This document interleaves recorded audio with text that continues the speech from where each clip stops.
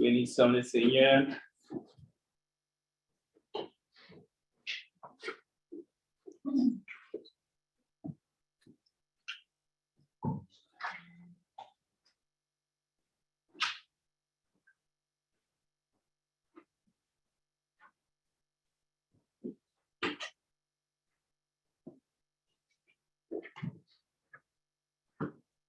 C'est un privilège d'être réunis ce matin encore pour examiner la parole de notre Seigneur. Je vous invite de prendre la parole de Dieu dans les Actes des Apôtres, au chapitre 8. Nous allons regarder quelques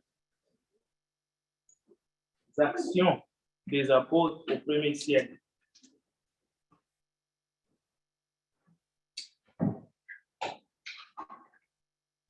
Nous voulons accueillir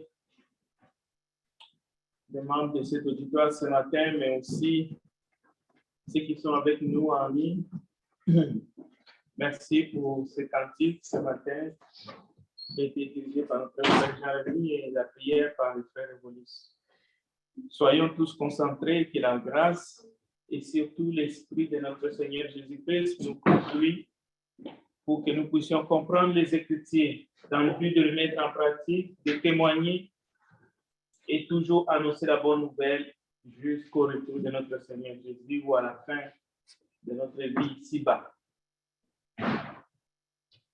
Nous continuons à examiner cette question importante parce que nous voulons nous préparer déjà à la rencontre de notre Seigneur, de notre Dieu. La question de la foi, de la repentance, du baptême, de la confession de notre foi, mais aussi l'acceptation du don de l'Esprit que nous recevons à travers notre conversion. Tout cela font partie d'un projet de notre Père Céleste en Jésus-Christ, notre Seigneur. C'est son projet à nous, pour notre salut.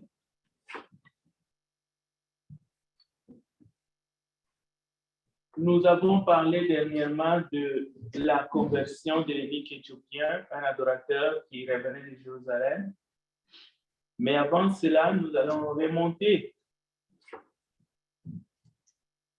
pour voir ce qui s'est passé dans une ville appelée Samarie, où le même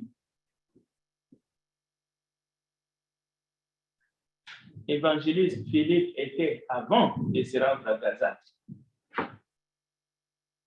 Donc, en guise de rappel, nous savons tous que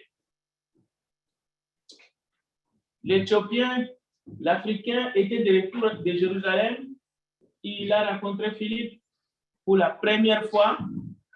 Il a entendu la bonne nouvelle. Et grâce à la puissance de l'Esprit, à la bonne nouvelle de Jésus-Christ qu'il a entendue, il a obéi à l'Évangile. Il a exprimé son obéissance à travers une foi authentique. Et dans cette foi qui était tout à fait nouvelle, qui n'était pas basée à la loi, mais une foi au Seigneur Jésus-Christ, et par la repentance, la compréhension déjà des Écritures qui lui amène à la repentance de ses péchés, parce que le pardon des péchés est annoncé au nom de Jésus-Christ, et la confession de Jésus comme étant le Fils de Dieu. Par sa demande d'être immergé,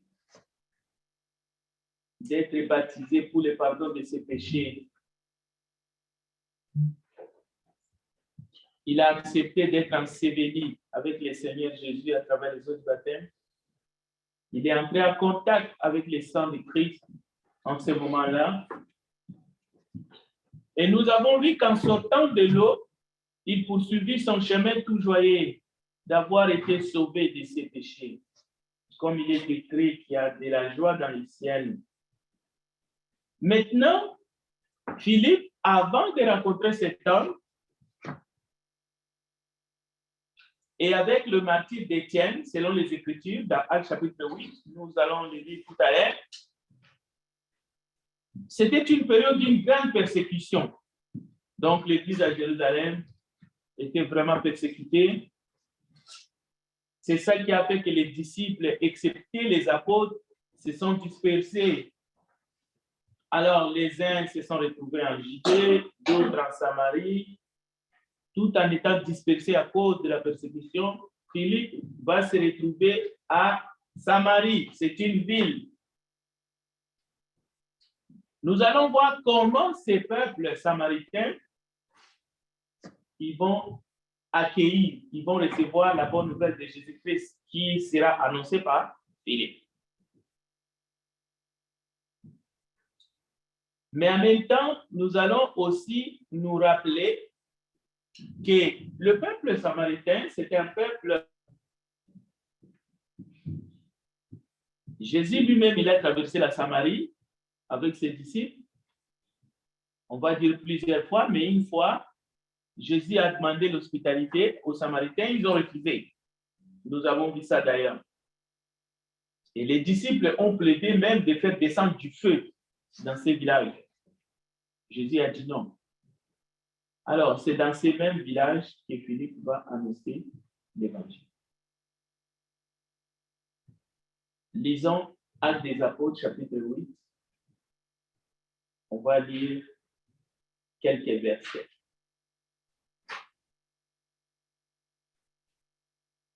On va lire peut-être les 6 premiers versets. Acte 8, verset 1 à 6. Si vous avez trouvé, vous pouvez nous guider dans la lecture, s'il vous plaît. Saul avait approuvé le meurtre d'Étienne. Il y eut ce jour-là une grande persécution contre l'Église de Jérusalem, et tous, excepté les apôtres, se dispersèrent dans les contrées de la Judée et de la Samarie. Les hommes qui ensevelirent Étienne et le pleurèrent à grand bruit. Saul, de son côté, ravageait l'Église. Pénétrant dans la maison, il en arrachait hommes et femmes et les faisait jeter en prison. Ceux qui avaient été dispersés allaient de lieu en lieu annonçant la bonne nouvelle de la parole. Lui, étant descendu dans une ville de la Samarie, il prêcha le Christ. Les foules tout entières étaient attentives à ce qu'il disait Philippe lorsqu'ils entrèrent et virent les miracles de Christ. Merci, frère Evolis, pour la lecture. C'est vraiment intéressant parce que le 6 premiers versets nous enseigne, la parole de Dieu nous enseigne que la prédication qui est faite par Philippe, il s'agit bien de Philippe qui annonce le Christ aux Samaritains. Et cette prédication est confirmée par des signes. Ces signes sont des miracles qui confirment la parole. Alors, le résultat, c'est que ce peuple de Samarie accepte, ils acceptent et même ils firent baptiser. Les Samaritains s'est convertis. Ils ont cru à Philippe. Cela veut dire qu'ils ont cru à la bonne nouvelle que prêchait Philippe. Donc, ils ont cru à Christ. Et nous verrons que même un certain Simon, un Samaritain, un homme un peu spécial, parce qu'il était magicien.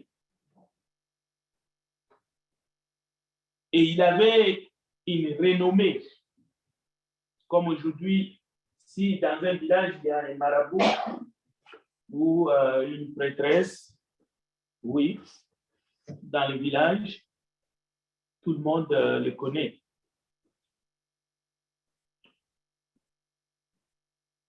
Alors, Simon le magicien aussi va d'abord, il a étonné les villages par ses pratiques de la magie. Nous allons les voir maintenant dans la seconde partie de la lecture. Mais lui aussi, il va accueillir la parole de Dieu avec joie. Alors, écoutez, le verset 7. Plusieurs, car des esprits impurs sortirent de plusieurs démoniaques en poussant des grands cris et beaucoup de paralytiques et de boiteux furent guéris. Donc, il y a eu aussi des guérisons. Mais au verset 8, il nous est dit clairement, il y eut une grande joie dans cette ville.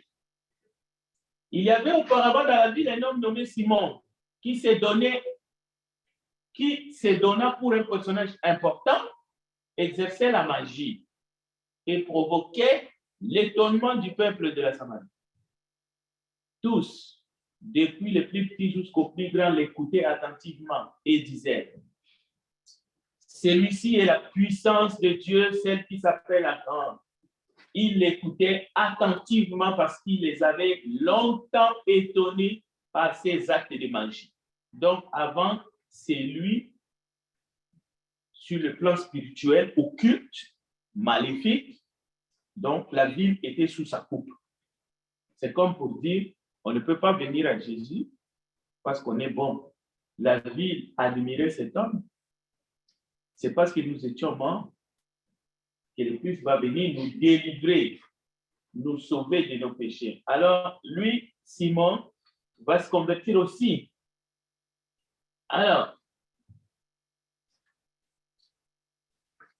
nous allons essayer de suivre Philippe.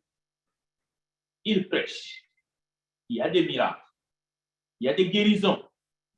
Il y a même un magicien qui s'est converti. Mais on va aussi voir le comportement de cet homme. Au verset 12, quand ils eurent cru à Philippe, qui leur annonçait la bonne nouvelle du royaume de Dieu et du nom de Jésus-Christ, écoutez bien, hommes et femmes se firent baptiser. Ils ont cru, ils ont été baptisés, c'est-à-dire ils se sont repentis de leurs péchés, ils ont confessé que c'est Jésus qui est le Seigneur, le Sauveur. Ce n'est plus le maître de Simon, ce n'est plus le diable, la grande, qu'on appelait la grande. Non, non, non, ce n'est plus. Alors, ils se sont repentis de leurs péchés, ils ont été baptisés. Écoutez, le verset 13 dit ceci. Simon lui-même crut et après avoir été baptisé, il ne quittait plus Philippe. Cela veut dire qu'il est resté attaché à Philippe. Il persévérait. Il voyait tout ce que Philippe faisait. C'est ça qui est écrit dans le texte, au verset 13. Il ne quittait plus Philippe et il voyait avec étonnement le miracle et le grand prodige qui s'opérait. Bon, les apôtres qui étaient à Jérusalem, qui sont restés à Jérusalem, ayant appris qu'à Samarie, que la Samarie avait reçu la parole de Dieu avec bienveillance, avec joie, ils ont accepté. Eux qui ont refusé l'hospitalité à Jésus et ses disciples, ça c'est du passé. Maintenant, un disciple, Philippe, en fouillant la persécution, arrive là-bas, il annonce la bonne nouvelle de Jésus-Christ, il fait des miracles, les gens sont guéris, les paralytiques sont guéris, les aveugles voient. Hommes et femmes se convertirent et furent baptisés, y compris Simon. Alors, les apôtres arrivent au verset 15. Ce sont les apôtres, deux apôtres arrivent. Ceux-ci arrivés chez les Samaritains. Donc, c'est Pierre et Jean. Le texte donne le nom. Okay? C'est au verset 14. Alors, Pierre et Jean sont envoyés pour aller donner main forte, pour aller donner une main d'association à Philippe. Alors, Pierre et Jean arrivent à Samarie. Il arrive chez les Samaritains. Prière pour eux afin qu'ils reçussent le Saint-Esprit, car ils n'étaient encore descendu sur aucun d'eux. Ils avaient seulement été baptisés au nom du Seigneur Jésus. Ils avaient été baptisés au nom du Seigneur Jésus. Mais le Saint-Esprit n'était pas encore descendu. Gardez bien cette vérité. Nous allons y revenir. Nous allons apprendre là-dessus. Le verset 17. Alors, Pierre et Jean leur imposèrent les mains et ils reçurent le Saint-Esprit. Lorsque Simon vit que le Saint-Esprit était donné par l'imposition des mains des apôtres, il leur offrit de l'argent en disant, accordez-moi aussi ce pouvoir afin que celui à qui j'imposerai les mains reçoive le Saint-Esprit. Mais Pierre lui dit, que ton argent périsse avec toi, puisque tu as cru que le don de Dieu s'acquérait à prix d'argent. C'était du tucotage. L'argent n'est pas une fin en soi. L'argent, ce n'est pas un démon non plus. Mais il y en a dans ce monde qui pensent que l'argent, c'est une fin en soi. Quand on en a, alors on est quelqu'un. Et quand on n'a pas, on est les plus misérables. Il y en a qui pensent comme ça, mais ils se trompent. Ils se trompent sur toute la ligne. Je viens de dire que l'argent, ce n'est pas un démon, mais l'argent, ce n'est pas une fin en soi. Et il ne faut pas surtout mélanger l'argent avec les dons de Dieu. C'est le cas. Ici, c'est le cas. Bien. Donc, Pierre lui dit que ton argent périsse avec toi puisque tu as cru que le don de Dieu s'acquérait à prix d'argent. Il n'y a pour toi ni part ni lot dans cette affaire, car ton cœur n'est pas droit devant Dieu. Répands-toi donc de ta méchanceté. Qui n'a pas un cœur droit devant Dieu? Dans ces cas ici, c'est quelqu'un qui a été baptisé, c'est quelqu'un qui a cru, c'est quelqu'un qui a cru, qui a été baptisé au nom de Jésus. Mais son cœur n'est pas droit. Retenez aussi cette vérité, nous allons y revenir. Si vous avez des questions, vous allez les poser tout à l'heure. Alors, le verset 22, c'est très bien. Écoutez bien. Les apôtres demandent à Simon de se repentir de la méchanceté. Ce n'est pas la cupidité, c'est la méchanceté. Et répands donc toi de ta méchanceté et prie le Seigneur pour que la pensée de ton cœur te soit pardonnée. Mais le baptême, au nom de Jésus, n'est-il pas pour le pardon de ce péché? Question. S'il est possible, ça veut dire qu'il y a aussi ce genre de péché où il n'est même pas possible. Parce que c'est les apôtres qui disent, s'il est possible, parce que tu viens de commettre une bourde, répands-toi de ta méchanceté et prie le Seigneur pour que la pensée de ton cœur te soit pas, s'il est possible. Mais n'avait-il pas cru? N'était-il pas attaché à Philippe? N'était-il pas baptisé au nom de Jésus-Christ pour le pardon de ses péchés? Voici une vérité que nous apprenons ensemble dans les Écritures. Alors, toutes ces doctrines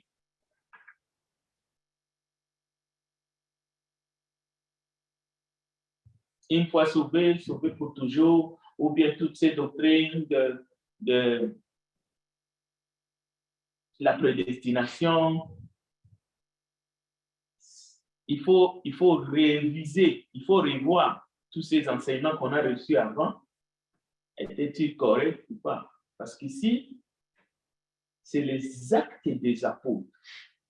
On ne peut pas rentrer notre pensée là-dedans. Alors, le verset 23. Car je vois que tu es dans un fiel amer et dans le lien de l'iniquité. Simon répondit, priez vous-même le Seigneur pour moi, afin qu'il ne m'arrive rien de ce que vous avez dit.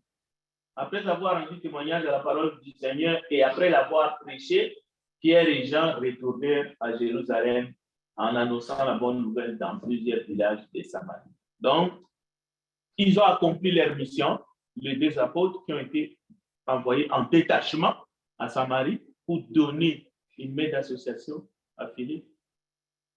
Ils évangélisent encore quelques villages en Samarie et après ils retournent à Jérusalem.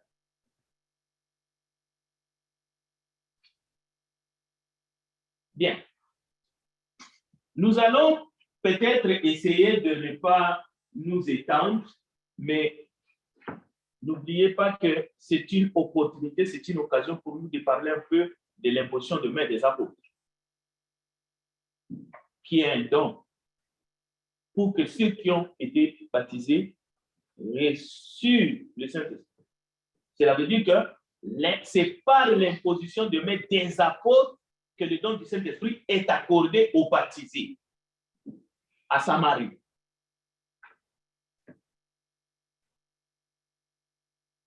Alors, Philippe n'a pas accompli un projet personnel. C'est un diacre évangéliste qui est allé en Samarie après Pentecôte.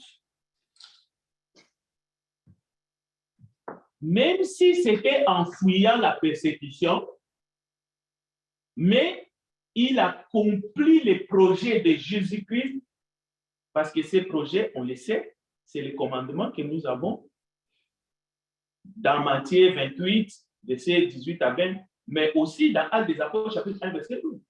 Parce que Jésus avait bien, pas seulement donné le commandement, il a dit comment ça devait se faire. Jérusalem, Judée, il faut aller annoncer la parole. Samarie et les extrémités de la terre. Donc, il y a un ordre. Donc, annoncer la bonne nouvelle de Jésus-Christ, voilà les projets de Christ. En venant sur la terre, il a commencé, il est mort, il est ressuscité, il a donné ses mandats. C'est un projet pour le salut de l'humanité, bien sûr, par la grâce. Mais je voudrais introduire faire une petite nuance et expliquer un verset qui est quand même assez important pour nous dans les Écritures. Si vous décidez de faire un élevage, c'est votre projet personnel, c'est un projet personnel. Si vous décidez de faire une école, c'est un projet personnel. Au moins, admettez-le.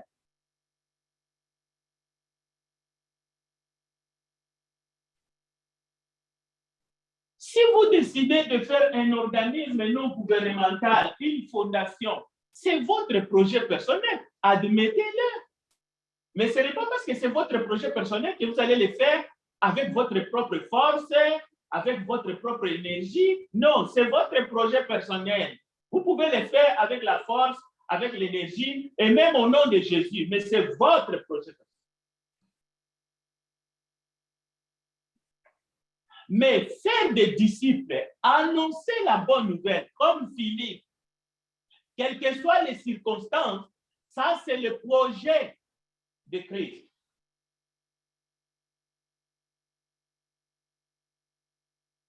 Est-ce que nous sommes en train de dire que c'est mauvais de créer un parti politique?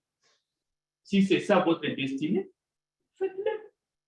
Si c'est ça votre destinée, si c'est ça votre gagne-pain, vous pouvez même prier pour que Dieu vous aide à accomplir ces projets personnels, pour que vous deveniez gouverneur de, je ne sais pas, de quel État aux États-Unis ou même président ou premier ministre du Canada. Mais c'est votre projet personnel.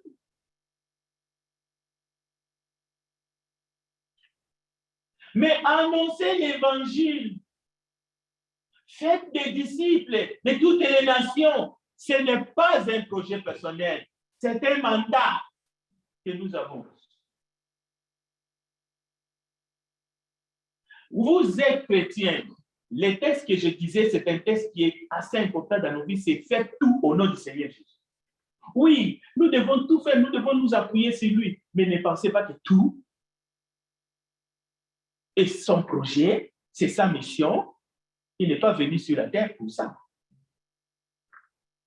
Il n'est pas venu sur la terre pour bâtir une école. Non, non, non. Il est venu pour verser son sang et il a dit de faire de toutes les nations des disciples. Philippe n'est pas en train de faire un projet personnel. Le mandat est là dans Matthieu 28, 26. C'est par le nom de Jésus-Christ que le pardon des péchés est annoncé. Ça, c'est le projet de Dieu. C'est pour cela que nous parlons du plan du salut de Dieu par la grâce. Et maintenant, nous venons de voir les réponses différentes. Donc, Philippe fait le travail d'évangéliste. Et dans Actes chapitre 21, verset 8 à 9, vous allez voir que sa vie était consacrée pour ça. Et même les gens de sa maison. Vous allez voir si vous lisez dans Actes chapitre 21, verset 8 à 9, il avait 4 filles vierges qui proclamaient les oracles de Dieu, c'est-à-dire qui prophétisaient. Donc, il était consacré à ça. Comme les apôtres et aussi d'autres disciples de Jésus, et Paul viendra par la suite consacré à prêcher la bonne nouvelle. Mais on sait que le cas de Paul, par exemple, il faisait des temps. C'est un projet personnel, faire les temps. Mais annoncer l'évangile, il dit, la nécessité m'en est imposée. Non, ça c'est le projet de Christ. Il dit, malheur à moi si je ne prêche pas l'évangile. Donc, il faut faire la différence entre Paul et évangéliste, qui obéit, qui a été choisi et qui est en train de proclamer l'évangile, projet de Christ, mais à un moment donné, il fait cet projet personnel. Donc, c'était dangereux de prendre un projet personnel et essayer de dire c'est le projet de Christ. C'est fou.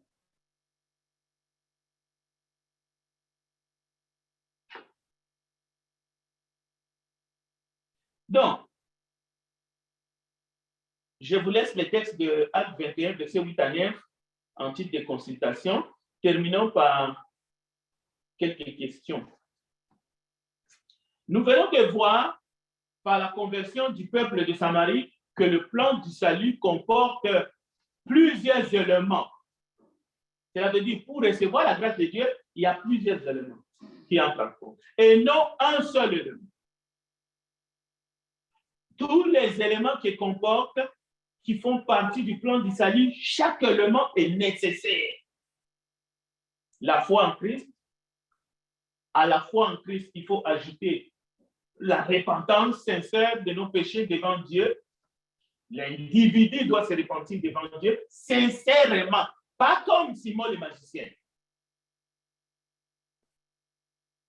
Et à la repentance sincère de nos péchés, il faut ajouter la confession, je dirais même la belle confession du nom du Seigneur Jésus-Christ en tant que Fils du Dieu vivant, notre seul Sauveur. Oui, là, il faut véritablement lui faire confiance et non mettre une partie de sa confiance sur les idoles. Mais à cette belle confession, il faut ajouter le seul vrai baptême pour le pardon de nos péchés que Simon le magicien a reçu. Parce qu'il a cru à l'évangile de Christ qui lui a été annoncé. À l'évangile du Christ, pas à la loi. Peut-être avant, il pensait à la loi, nous verrons. Mais il faut aussi rester ouvert à la réception du don du Saint-Esprit qui est une promesse pour ceux qui croiront.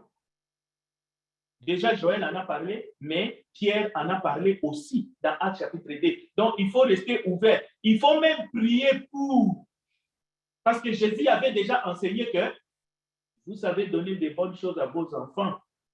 Mais ce qui les lui demande, l'Esprit, Dieu accorde.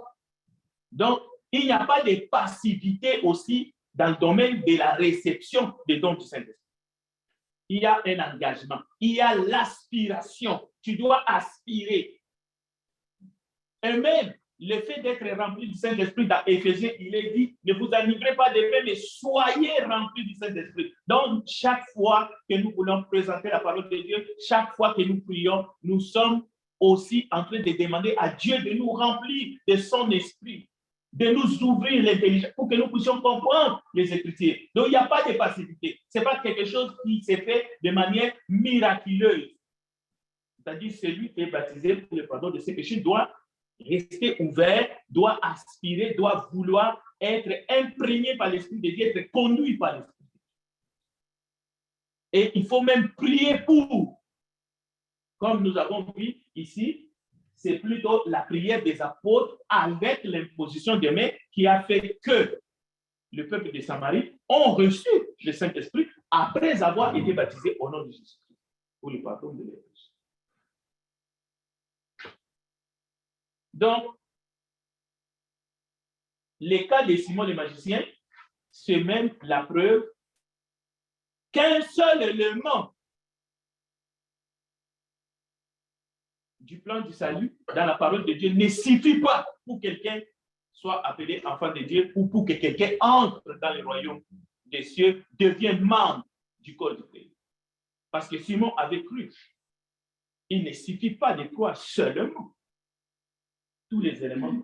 Le cas de Simon le magicien aussi, c'est un exemple. Bien qu'il suivait Philippe, il était là, mais il est la preuve que le baptême seulement au nom de Jésus-Christ ne suffit pas. Si on ne s'est pas repenti sincèrement devant Dieu, si notre foi n'est pas authentique à Jésus-Christ, si nous ne lui faisons pas confiance, donc ça ne suffit pas. Le fait d'être trempé dans l'eau, d'être baptisé, immergé, ça ne suffit pas. C'est pour cela, d'ailleurs, lorsque Philippe, pas Philippe, mais l'eunuque éthiopien, a demandé à Philippe, qu'est-ce qui empêche que je sois baptisé? Philippe lui a dit, si tu crois de tout ton cœur, cela veut dire, il faut véritablement que tu te détournes de tes péchés et que tu crois au salut qui est en Jésus-Christ. Que tu fasses la belle confession. Tu te répands de tes péchés et que tu sois enseveli avec Christ et que tu sois ressuscité avec lui. Donc, c'est ça. Et tout cela, c'est la grâce de Dieu qui s'est manifeste. Alors, la dernière question, et si vous avez des questions, n'hésitez pas. Pourquoi Philippe n'impose pas lui-même les mains? Pourquoi Philippe n'impose pas lui-même les mains à ces gens? Pourquoi? Pourquoi Philippe n'impose pas les mains aux Samaritains afin qu'ils reçoivent le Saint-Esprit? Alors, si vous avez des questions, des commentaires, on va essayer de voir. J'ai mis le texte d'un Corinthiens 12 et je vous demande de lire à partir du verset 4 au 31 pour avoir la réponse complète de pourquoi Philippe n'impose pas lui-même le main aux Samaritains afin qu'ils reçoivent le Saint-Esprit. Donc, c'est pour ça que j'ai mis ce texte.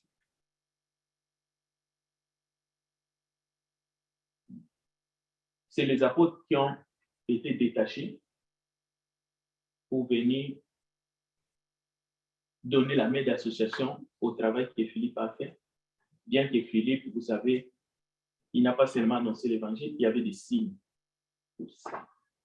Et dans une assemblée, pour terminer, où dans un corps appelé corps du Christ, si la confiance entre le membre fait défaut, manque, est absent, il n'y a pas de corps du Christ à cet endroit.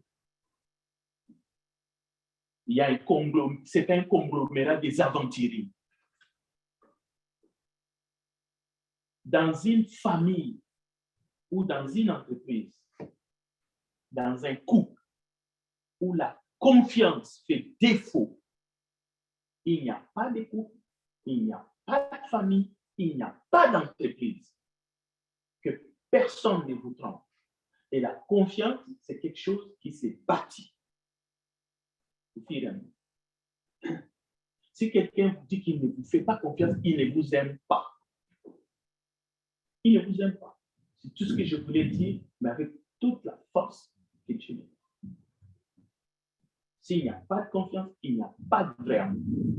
Alors, je vais prendre vos questions. S'il y en a, bien sûr, je vous ai laissé 1 Corinthiens chapitre 12, verset 4 à 31 pour la question de Philippe. Que Dieu vous bénisse. J'attends vos questions et vos commentaires s'il y en a. Oui. Parce que assez souvent, on fait des textes, mais en profondeur, les analyser, pas toujours fait ça. Et alors, Simon s'est converti à Dieu. Simon se fait baptiser. Philippe, l'accompagnateur, l'a aidé. Et maintenant, s'il se fait baptiser, d'ailleurs, Philippe ne pouvait pas lire dans la pensée de Simon pour savoir est-ce qu'il s'est répandu réellement ou non. Bon, maintenant, Simon est devenu un frère. Oui. S'il a devenu un frère, il suit Philippe selon le texte. Mais maintenant, il n'a pas reçu le Saint-Esprit. Oui. Il a fallu 2 apôtres détachés pour, en tout cas, faire le travail sur les Samaritains. Mais Philippe, alors le magicien, l'ancien magicien, Simon, n'a pas reçu le Saint-Esprit. Maintenant, comment on va savoir que dans le cas de Simon, et que Simon, malgré qu'il se faisait baptiser, mais il n'était pas sauvé, parce que sa pensée était mauvaise selon ce qu'ils disent les apôtres. Donc, maintenant, si quelqu'un dit il croit au Seigneur, il se repent de ses péchés. Maintenant, est-ce que nous pouvons faire obstruction à sa croyance pour le faire baptiser? Et maintenant, après qu'il s'est fait baptiser, est-ce qu'il est sauvé? Et pourquoi Simon lui-même n'avait pas reçu le Saint-Esprit lorsqu'il était baptisé? Bon, commençons d'abord pourquoi Simon n'a pas reçu le Saint-Esprit. C'est une bonne question, mais la question c'est plutôt est-ce que le Saint-Esprit que tous ceux qui ont baptisé ont reçu par l'imposition de main des apôtres? Au fait, avant l'arrivée des apôtres, déjà, le temps qui s'est passé entre leur baptême au nom de Jésus-Christ, leur baptême d'eau, et l'imposition de main des apôtres, ces temps-là, l'esprit humain a tendance de l'inventer, de l'imaginer, de le dramatiser. C'est comme si ils ont été baptisés au mois de janvier, et puis les apôtres les ont imposé les mains au mois de décembre. Ça, c'est l'imagination humaine. Le texte nous dit, oui, les 2 apôtres se sont déplacés, ils ont rejoint Philippe. Rien ne nous donne d'abord cette facilité d'essayer de dramatiser, de parler qu'ils étaient perdus encore après avoir été baptisés parce que l'imposition des mains vient après. C'est faux. Les apôtres sûrement étaient dans les parages. Et d'ailleurs, quelqu'un peut aussi bien dire que lorsque les apôtres ils ont entendu qu'il y a réception de l'évangile à Samarie, les apôtres ont accouru On ne sait pas. Hein? Disons les choses. Combien de temps se sont écoulés? Ça, c'est un. Donc, ce n'est pas seulement Simon qui n'a pas reçu le Saint-Esprit. Tous ceux qui ont été baptisés avec Simon, il a fallu que les apôtres arrivent, que les apôtres, en fait, leur imposent la main pour qu'ils reçoivent le Saint-Esprit.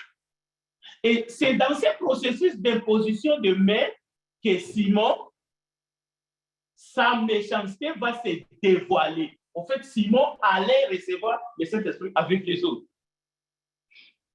C'est à ce moment-là, c'est peut-être que l'imposition de main commence toujours. Au fait, il y avait deux apôtres, donc ils imposaient les mains, ainsi de suite, avant qu'on arrive à lui.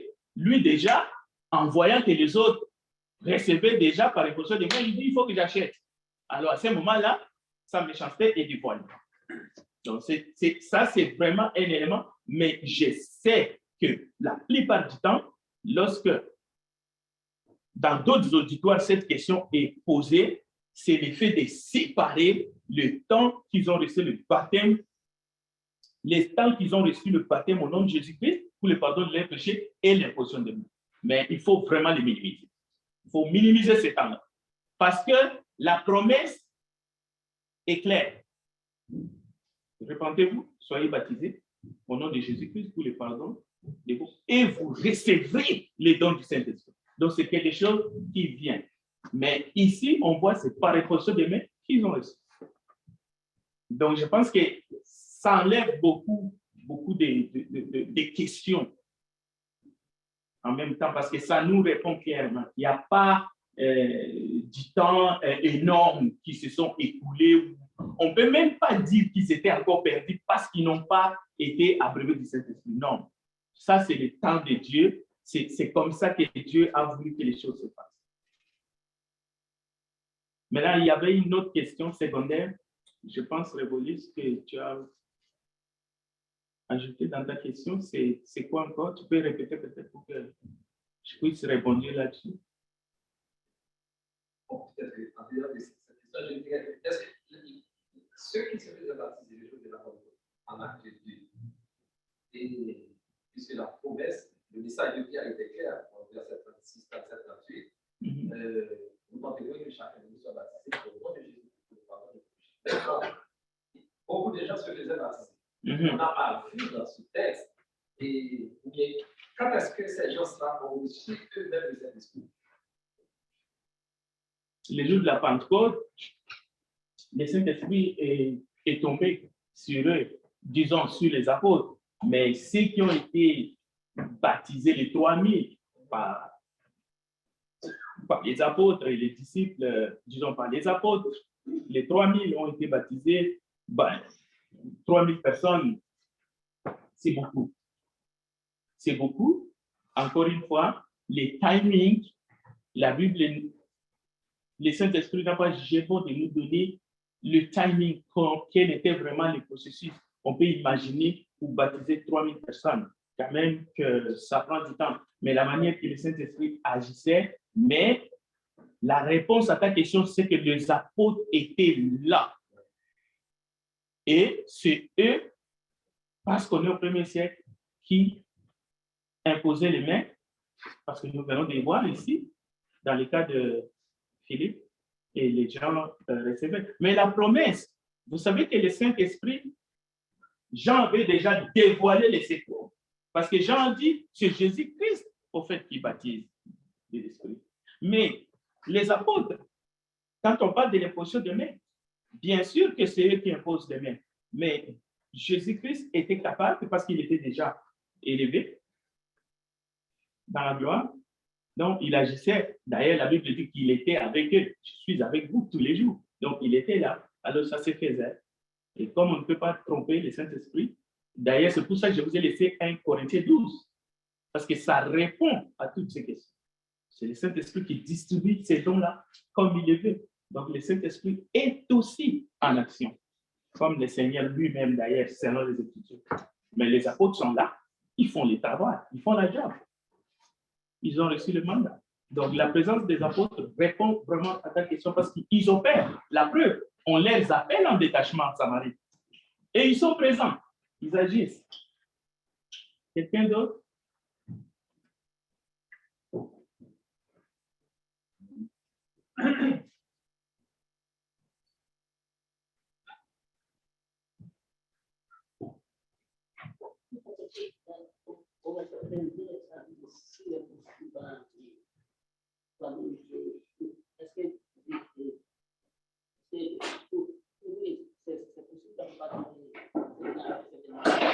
C'est possible? Oui. Ah, s'il est possible, oui. Répands-toi donc de ta méchanceté et prie le Seigneur pour que la pensée de ton cœur te soit pardonnée s'il est possible. Oui, encore une fois, s'il est possible, ça démontre ici la souveraineté de Dieu en ce qui concerne le pardon des péchés. La souveraineté de Dieu en ce qui concerne le pardon des péchés. Je peux te blesser, Marinette, et je n'aimerais jamais que cela arrive. Et tu peux me pardonner. Ça ne veut pas dire que Dieu me pardonne. Est-ce que tu comprends? Voilà. Mais la souveraineté de Dieu en ce qui concerne le pardon, c'est-à-dire en définitive, c'est Dieu qui apprécie, parce qu'on ne peut pas tromper l'esprit, que nous nous sommes vraiment repentis et que nous avons plaidé son pardon et lui, il pardonne toujours. Mais il voit notre cœur, s'il est endurci ou pas. Et d'ailleurs, l'attitude de Simon, écoutez, je préfère que vous priez pour moi pour que rien ne m'arrive. Mais les apôtres ont dit non, prie. Les apôtres savaient que lui, il est mieux placé pour briser son cœur devant Dieu. Et les apôtres savaient que Dieu pardonne. Alors lui, il avait un petit peu encore peur, sachant ce qu'il a fait. Il dit, priez pour moi vous-même pour que rien ne m'arrive. Lui, il avait peur que quelque chose lui arrive physiquement. Mais les apôtres voyaient son âme. C'est le salut qui était plus important. Alors, la suite, on ne sait pas. Ce n'est pas dans les Écritures si Simon s'est vraiment repenti ou qu'il sera dans la gloire. On les saura ces jours-là, mais on ne peut pas les dire aujourd'hui.